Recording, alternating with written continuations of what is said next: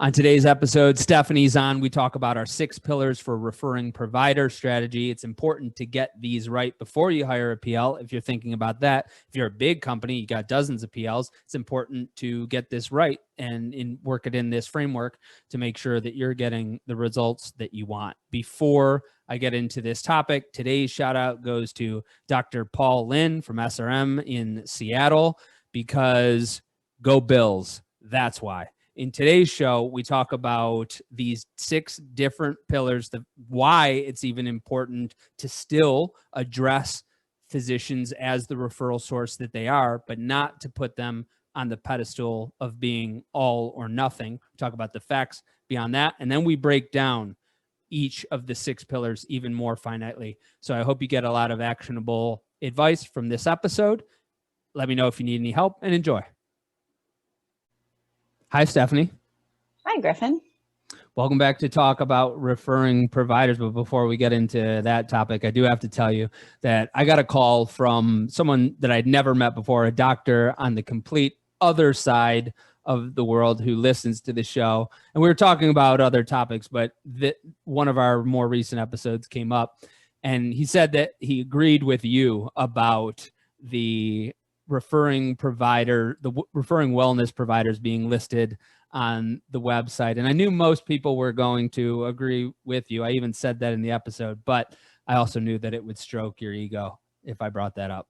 Yeah, it does. So thank you for sharing that. It's a good start to the podcast. Yeah, well, now I have to find something to ruin it for you and be pedantic about something to be right about and catch you off guard later in today. But we are in your wheelhouse about referring providers, so I might have my work cut out for me. The reason why we're talking about referring providers is because I've seen the attitude shift from even when I first started talking to people in 2014, 2015, still many people thought that referring providers were everything, that all the good patients came from referring providers, that it was almost singular as a referral source. And now I'm hearing people say that it doesn't matter anymore, and that's just not true either. I've kind of seen the pendulum swing here, and we have some facts. We were doing an abstract, and then in spring of 2020, when the world started to, we were going to submit it to ASRM 2020, and then when the world took a turn, I decided that was not anywhere near the top of our concerns at the time. But we did get 250 responses from REI patients, all people who had done at least one consult at an REI practice from all over the US. And what were the facts that we learned from them? Yeah. So we asked these patients several questions. And one of the first questions was, were you referred by a physician? Yes or no? And 60% of the REI patients said, yes, they were referred by a physician. Now, that's still a lot, but it's still very far, of course, from 100%. So then we asked another question. Okay, of all the different ways you can learn about a practice, so physician referrals, online search, online reviews, there were 7 or 8 options. Which of these were the most influential? And what was really interesting is that MD referrals, while still number 1, only 21% of people said that that was the most influential. And what was number 2 and 3 was also really important data. So number 2 was location, coming in at 20%, so neck and neck with the MD referrals. And then number 3 was recommendation from a friend or relative, coming in at 19%. So very, very interesting to look at this data in this way.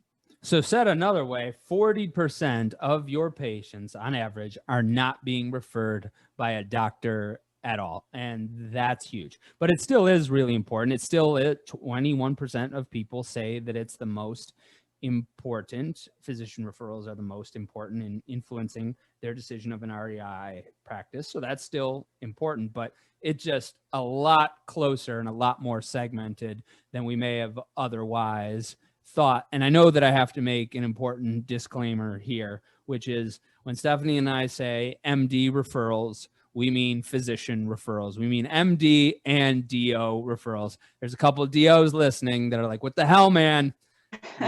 Sorry that sometimes we're leaving you out. just quicker than saying MD and DO referrals. And then we don't have to say physician referrals, doctor referrals all of the time.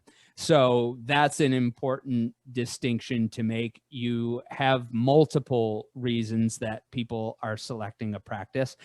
You do need to know which is the single most influential. And that's why you have to do multi-source attribution. So many people listening are doing single source attribution. You're asking people, how did you hear about us? I'm sorry, it's a very dumb question. I've talked about this on the podcast before. I've argued with Rob Taylor about it, who's an amazing marketer, and you should listen to his episode. But single source attribution is like saying, which beer got you drunk after you've had 12 beers? It was the 12th beer that got me drunk. Well, sort of, but not really. And so when you get the best of both worlds in multi-source attribution, is asking people binary.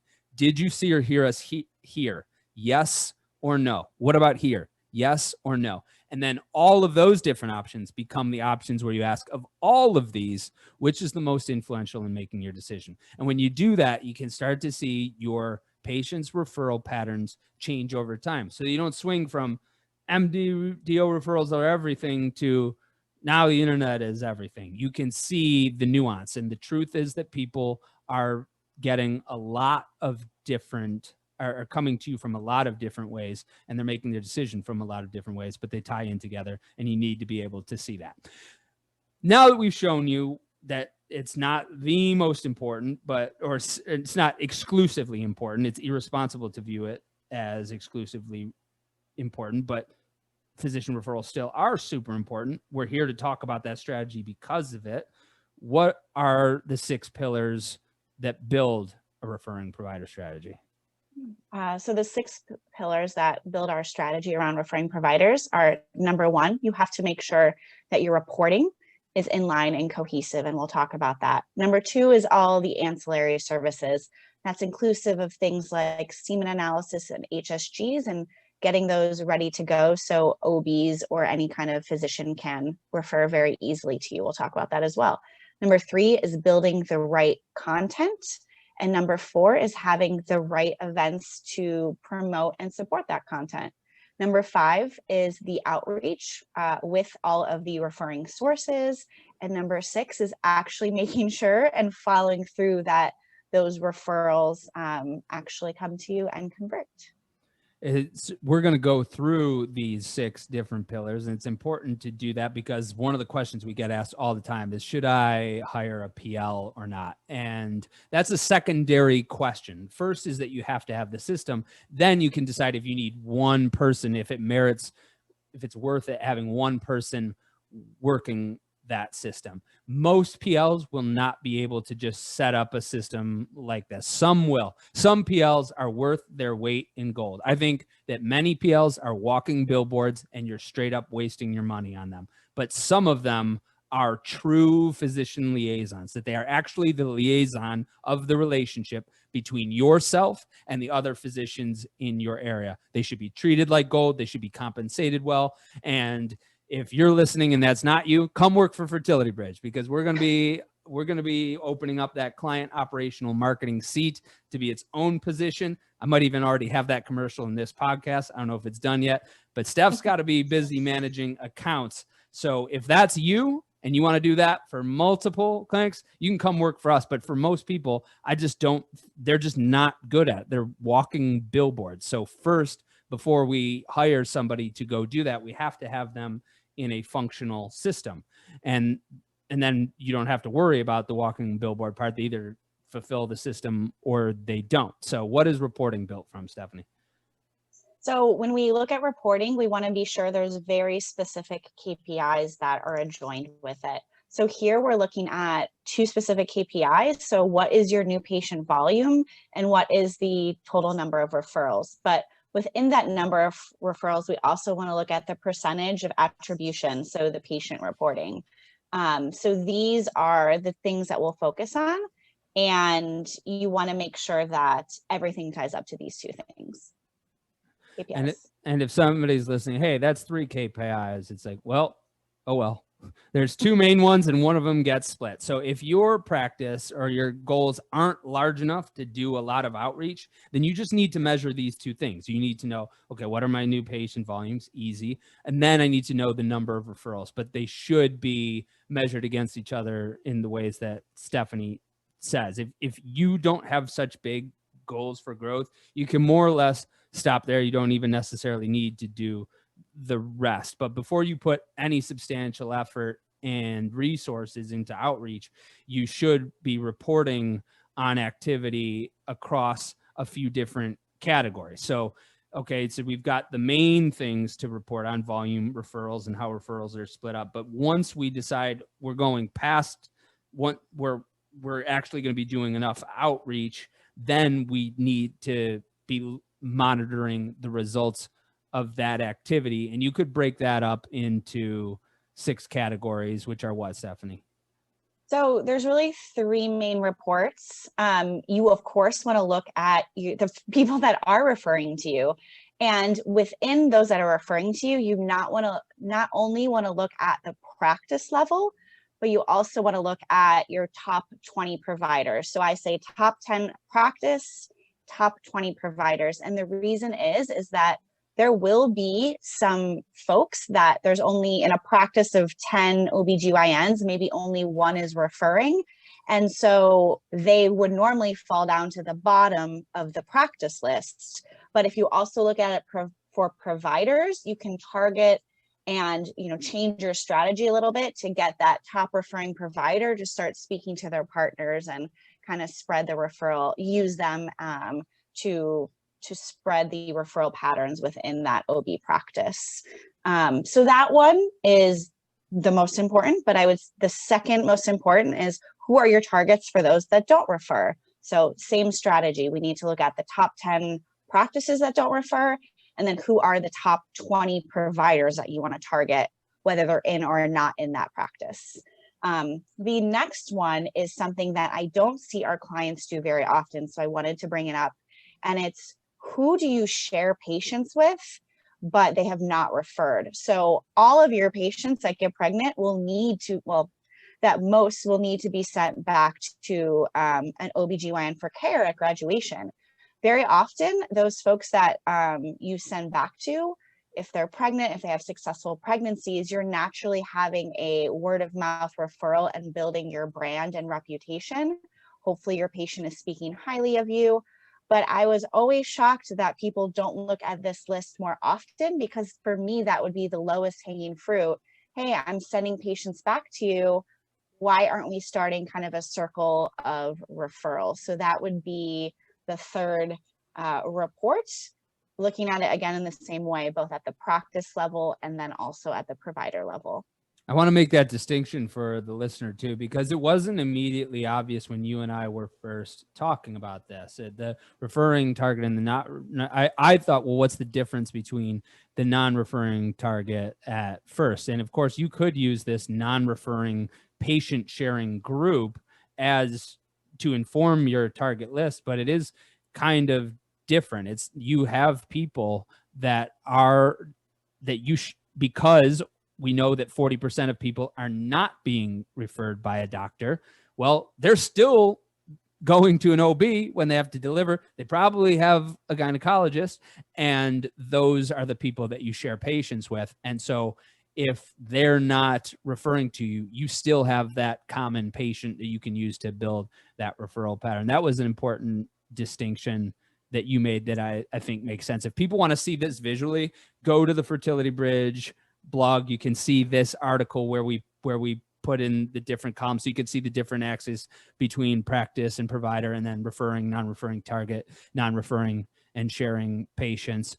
And so if you're doing all of these things, you want to record them in you want to record your activity in a CRM. If you have somebody that's out there calling on these people and they are actually working a top 20 and top 10 list for all of these, that's a lot. You want to record that activity in a customer relationship management, like HubSpot or Salesforce. You record the results, meaning who's actually referred, in the EMR. So if you've got your reporting set up, then we can start to look at other things that bring in referrals. and what comes next on our pillars? So the second pillar is ancillary services. And I want to share a statistic that I love sharing with our clients and really is kind of an aha moment, is that 30% of patients that see your practice for a referral semen analysis or HSG will return to your practice for a fertility consult within 1 year. So this is a huge opportunity to get referring MDs used to your practice. A lot of clinics don't do these ancillary services very well, and it's painful. So if you can make this process seamless, you will win over a new physician, and it's a great entry point to get them to build trust and start referring for that initial consult. So what are the steps in order to build that offering? So we broke this down into 4 steps. The first thing is you just have to begin accepting outside semen analysis and HSG referrals. Most clinics do this, but I'm always surprised at folks that don't have an HSG machine or don't necessarily have andrology on staff. So first, make sure that's available and offered at your clinic. Second, you want to promote that separately, separate from the typical marketing brochure or patient-facing brochures you drop off. You need specific content, and we'll get into that a bit later, that promotes these services. How do you send a semen analysis patient? What's the turnaround time? Make that very, very clear in content. The third would be to provide a really good service. So your turnaround time at maximum to get these results back to patients should be 72 hours, if not sooner. And the fourth is educating these referring providers on what to do with these results. And this can come in a lot of different ways, through content, through events, through consults. I see a lot of people use their advanced providers to share this information back with the referring provider clinics. But it's clear that you educate them and be that source of education so they can begin to build trust and credibility. So you can begin to build trust and credibility with these referring provider sources. Okay, so we've talked about reporting, we've talked about ancillary services. What's the third pillar?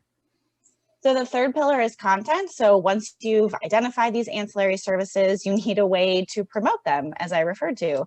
So you need to create this content, but even before jumping into the content, you need to make sure your foundation is set and your brand guidelines are set. So if that is not established, you need to work with Fertility Bridge or work with your marketing team to make sure those brand guidelines are crystal clear. But if that is established, what you want to do is make sure that you pull out the 3 unique differentiators of your clinic that would be of interest to the referring provider. Now, I'm not talking about the same 3 differentiators that you talk about with patients, although it's quite possible they can overlap. But the 3 differentiators will fall into 3 categories. And these 3 categories are your performance. So this is encompassing of success rates. What unique technology do you do?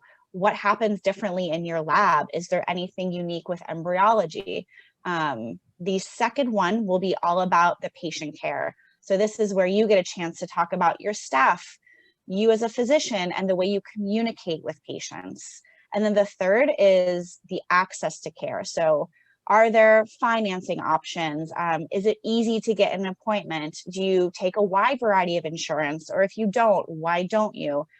So those 3 differentiators are key to pull out, again, that are different from just the unique differentiators that you talk about to your patients. And this is where you can get really creative with things too. It's not just a pamphlet Absolutely. anymore. And I think you've all gotten the idea now that you're seeing so many of your colleagues destroy TikTok and destroy Instagram, that, oh, doctors really are using these social media platforms. The rest of you that aren't doing that are using LinkedIn like it's 2010 Facebook. And so your doctors are in these places. This is where you use your creative, because you're going to put them in different places. Your referral pads, your referring provider page, which should be on your website. You should have a differentiator checklist, a preconception panel, and then a how to interpret the assay guide. And if you want to talk about that last one, I'll yield the floor to you, Steph, since you often find that that's something that's missing. Yeah, absolutely. So what often happens, not every clinic, but a lot, is that they'll send the results of the semen analysis back to the provider, and the patient is just unsure where to get the interpretation of the results. Every REI listening to this podcast will agree with this. When how many times does a patient call you and say, can you give me my results of the semen analysis? And your staff is tasked with, no, you have to go to your OB for that. And the patient is very, very confused. And that I've seen that lead to bad reviews on the fertility clinics page, when it's not the responsibility of the REI, it's the responsibility of the person who ordered the semen analysis. So the point of this all being is that if you can educate your OBs through written content, through a guide, through a video that says, this is how you talk about the semen analysis results with your patients, this is what a total motile count means, that will just prevent that from happening, which has such a ripple effect into your community, your referrals, your online reputation, etc. So when Griffin talks about, the pieces of content, that one is one of the most key ones that is not really done well in most clinics. This should all be cogent with the rest of your marketing. It shouldn't be, here's doctor outreach over here. That's just something we do we call on people, we invite them out to dinner every now and again. It's part of your brand. It's part of the content that you create, and getting creative is really important. To have creative people and messaging with these things is what helps you get apart from the herd that is doing the exact same things and having the same diminishing returns. So once we've got our content, now we can use that as a baseline for events, which is our fourth pillar. When you've got really good content, then you can create events about that, about those. And so what are some of the different events that people can build upon beyond lunches and dinners? Right. And I'm glad you made that caveat, Griffin, because I think a lot of folks just think, for sales reps or PLs or physician liaisons, that, oh, they just do lunches all day long. And with the advent of COVID, all of a sudden folks are like, oh, there's no access, and they've given up. Well, it's time to get creative. It's time to stop using lunches. Can be good strategically, but it's time to stop, just throwing $400 at the window and seeing what sticks. So the 4 events that you can leverage is the provider to provider meetings one-on-one. I know we want to be useful of your time as a provider, but that sometimes will go further, even if it's a virtual meeting, than a lunch with 30 staff and no doctors. The second is provider to group visits. This can absolutely happen, and where a lunch strategically would make sense, but also a lunch does not always have to be done. It could be something, coffee in the morning, a snack. People also just want to come and meet the provider for educational value. So if you can come and give them some kind of value or something they'll learn that they can take to their patients, that's where you'll see the most ROI. The third is open houses. And I know, Griffin, you challenged me on this a little bit, but people want to see what happens behind the curtain, AKA in the lab. And if you have a beautiful space, if you have a lab with really cool technology, it's a huge opportunity to show this off. Now, this would be strategically used with a new doctor, a new location opening, but I still think they are very, very useful. And the last would be single topic educational events. So it ties back to what I said, is that OBs and sometimes primary care providers, wellness providers are desperate for education around fertility. So if you can say, look, we're doing a virtual event, an in-person event, we're going to talk about the 5 markers that you need to look at for your fertility patients, people want to come to that. They want to learn and they want to meet you. So make it valuable. All 4 of these can be turned into, they can all be in person, they can all be virtual, and go ahead and turn them into a lunch and dinner if you want to. All I'm saying is the content of each of them should be good enough that you don't have to be buying somebody lunch or dinner if it's not relevant. Okay, so we're making our way through our 6 pillars. We've talked about reporting. We've talked about ancillary services like HSG and SA. We've talked about content. We've talked about the events that you build upon and beyond that content. So what is the actual outreach like? So I think what's important to note is, even with the best physician liaison in the world, especially as a newer practice, new location, new doctor, no one can replace the true REI and their relationship with a physician. So your reputation must be trusted in order to really build and accelerate the referral network. So bottom line is you need to be accessible, you need to be present, and you do need to communicate with these referring providers. So there are some places where the PL just can't fit in for you or replace you. And so this would be allowing residents to do rotations, just the relationships you have with medical schools, shadowing and coming to visit your practices, because eventually those are the OBs of the future. All the relationships that you made in residency are so valuable as you go into your future practice or into your practice. And the third would be your memberships in the specialty societies. You need to show up to those. That's crucial to make those relationships after hours. And then also it's the grand rounds and the journal clubs. Again, you're educating the doctors of the future. And so what you do now does pay off 3-4 years down the road. This ties into the content, the events, and everything else, because as a physician who is being referred to by other physicians, it's your relationship. And the more that you have to build upon and include the rest of your team and the rest of your practice, the more you are extending that relationship, of which someone else can be the liaison. And even though it's not your field, you can kind of get the example from what Stephanie and I do. Many people bought Fertility Bridge for Griffin because people heard me on the podcast, etc. But guess what? I don't manage accounts at Fertility Bridge. Stephanie does. And part of the reason that we're able to make that transition is, one, Stephanie's in the first sales call with people. So even before somebody becomes a true client, or at least in the goal diagnostic, she's in there. And so people are meeting her. If we decide somebody's going to move forward, we bring our project manager into the second meeting so that they're meeting these folks before we even move on. And since you've even been on the podcast, Stephanie,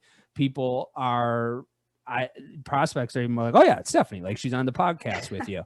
And so it's even more familiar to people. So you're including these other people with you in the content so that you can distribute the relationship.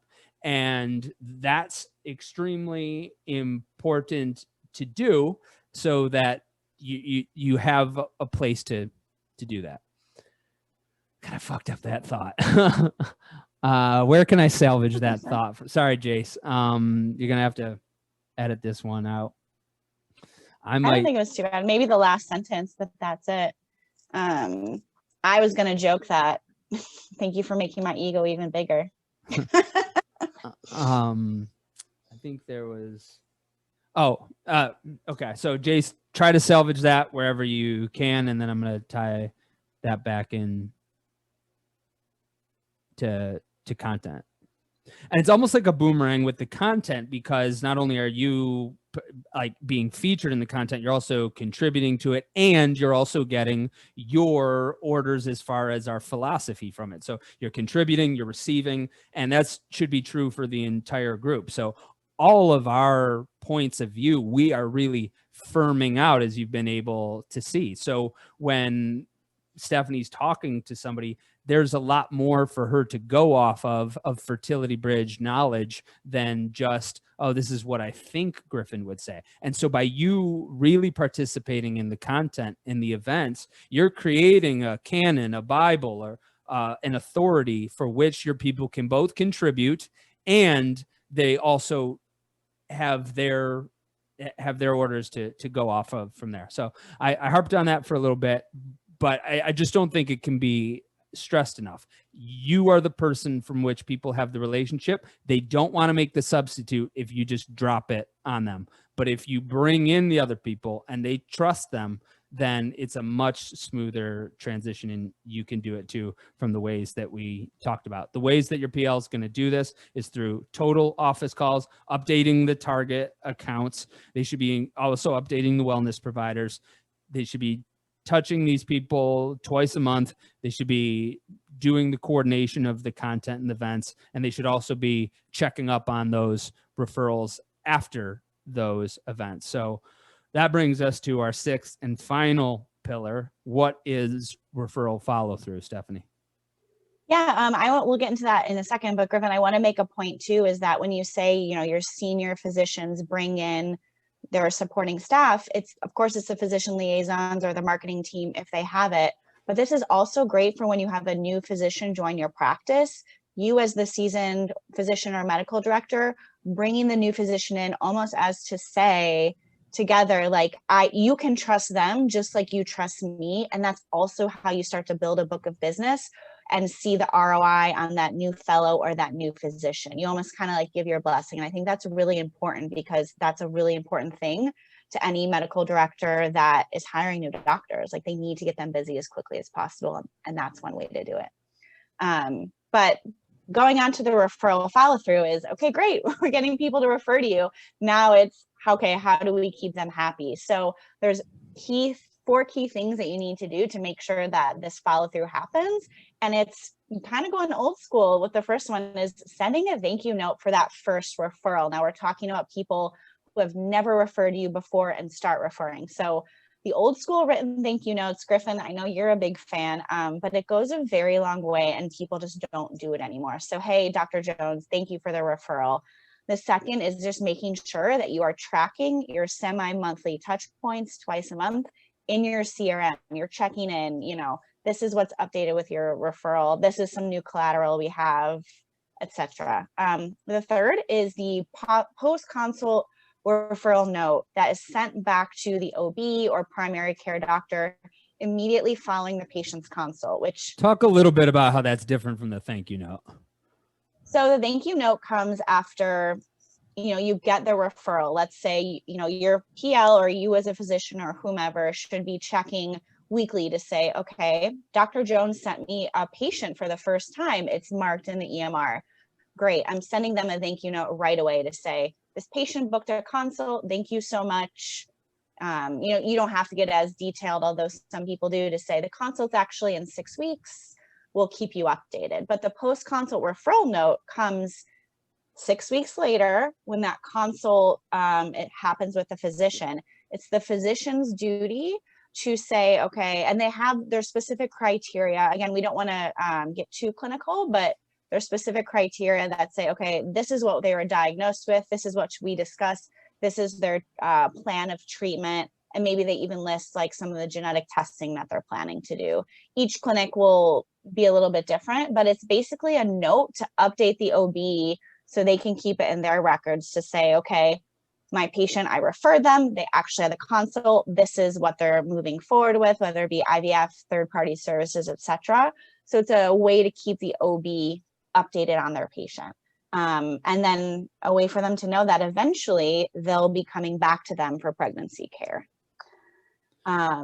So very easy to do this when you're a new practice or you're not busy. This one often gets pushed to the side as a practice gets busier. And so the key is to create a workflow in your practice that this is templated a bit, or this becomes a part of your operations and it doesn't get pushed to the side once you get busy. There you go. There are your 6 pillars for referring provider strategy: reporting, ancillary services, content, events, outreach, and the referral follow through. You need this system before you hire a PL if you're thinking about doing that. If you have a PL or multiple PLs and you're not seeing the results that you want, or you have no idea what the results are, it's because one or more of these pillars are broken in the system. If you would like Stephanie and my help and Fertility Bridge's help, we can talk about that in a gold diagnostic. It's $600. It's quick. It's cheap. It's easy. You can make sure your people are on the right track. And hopefully this podcast was $600 of value just listening to it. Steph, thanks for coming on and going over this with us. And I look forward to getting into more detail in future episodes. Thanks, Stefan.